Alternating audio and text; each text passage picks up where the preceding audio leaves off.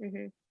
Yeah, very true. I appreciate, I mean, there's a reason why our podcast is mindful admissions. I've spoken to a fair few educational professionals who would say pretty much the opposite of what you've said to this by saying, you got into Berkeley.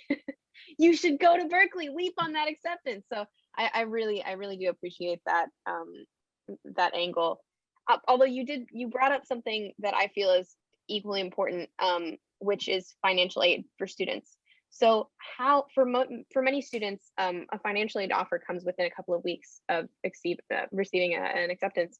So how should someone compare financial aid packages from different schools? That's a great question. We actually just had a few blog posts going out about that. So head over to strive2learn.com, click on our blog, and then on college admissions, and you'll find some good stuff on there written by our counselor, Amanda and William. But what I can say in general is gather all your financial aid offers, put them side by side, and really take a look at those letters and make sure you understand what they are telling you. So one of the things is figure out which part of that is free money, as in what you not need to pay back. So anything that has the word scholarship or grant is free money. But as soon as the word loan turns up, that is not free money. You are going to have to pay that back. So just keep that in mind. I also recommend you make a spreadsheet where you do a column per university. Again, it's the spreadsheet. I know. I love the spreadsheets. They're my favorite. I recommend doing a column for each university. And then over on the left, putting the total cost of attendance for that university in the top row. Total cost of attendance means tuition and room and board. So the full price that you're paying per year to go there and to live there and to eat there and to have books. Then underneath that, I would put in any scholarships or grants and make sure it subtracts from that top row, so that on the row below that, you have the total of what do you actually need to pay per year for that college.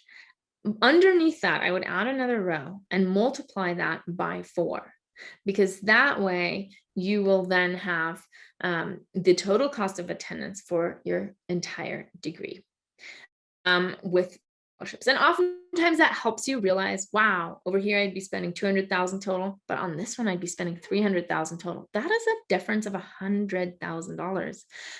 That's a lot, right? And so seeing it over 4 years can be really helpful.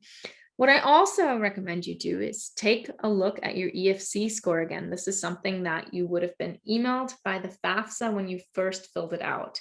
It should be on your student aid report, your SAR. So take a look at that number. It's usually a 6-digit number. If you're lucky, it starts with a 0. If you're unlucky, it starts with a number, which means that you can afford to pay in the 6-digit range for your annual cost of attendance. So then you will not be able to qualify for need. But if it starts with a 0, take a look at what that number is. So let's say, for example, that number is 30,000. So it would be 030,000. It doesn't have a dollar sign, so it's kind of hard to connect that, but just know that that would then be 30,000. And let's say you got into a university that costs 70,000 and they gave you a $10,000 scholarship, bringing it down to 60,000. Now you could but you could reach out to this university and say, hey, thank you so much for letting me in. Thank you so much for the 10 grand. I really appreciate it. This is amazing. However, my family has an EFC score of 30,000, which leaves a gap of another 30,000, right? Costs 60 now to attend. EFC score is 30. That gap, that would be your need. Okay. So really making that case to the university. And we do have a great blog post on how to appeal your financial aid award letter. And we do have another podcast episode on this as well. So keep an eye out.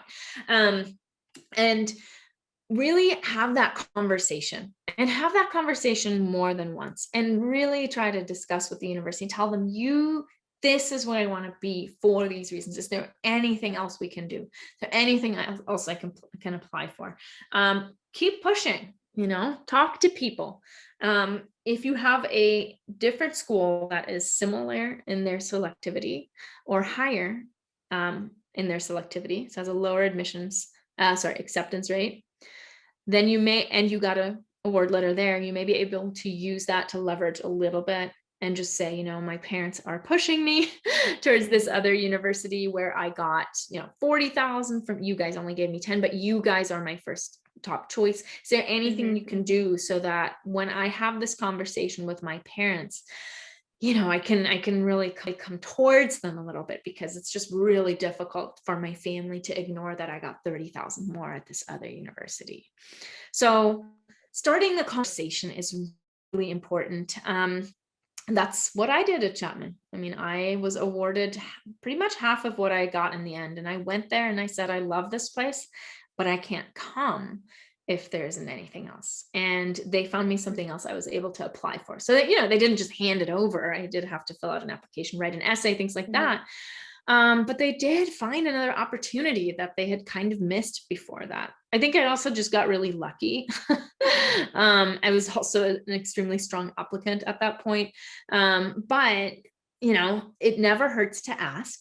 They're never going to take anything away that they already gave you. So what do you have to lose, right? Go talk to them. They're real people. These universities are staffed by real humans that understand you and your family and what you're going through, and they will try to make it happen. So, really try to connect with the people at the university that you're hoping to attend. Sure. Absolutely.